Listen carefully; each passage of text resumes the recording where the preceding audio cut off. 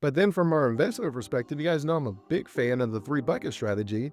And that has to do with us handling the risk of the stock market and overcoming inflation. That I need to have a certain amount of my money allocated in assets that at least keep up with inflation. That I can have a certain amount of money allocated in liquidity, which just means it's basically cash, and I can then live off of that. And if we have a certain amount in liquidity to live off of, then that means I don't have to use the other two buckets as readily. And so if the market is not doing well, I've given myself the opportunity to wait for the market to recover.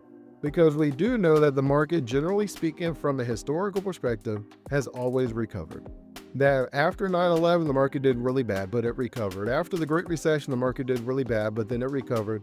After COVID, the market did really bad, but then it recovered. I just have to have my money somewhere that allows me to wait for my investments to recover.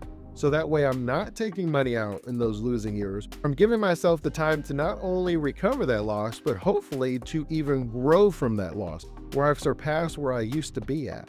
And so you can see why the withdrawal strategy ends up being a very important role in how you decide you allocate your money. Now, everybody's a little bit different on whether you will actually need the third bucket.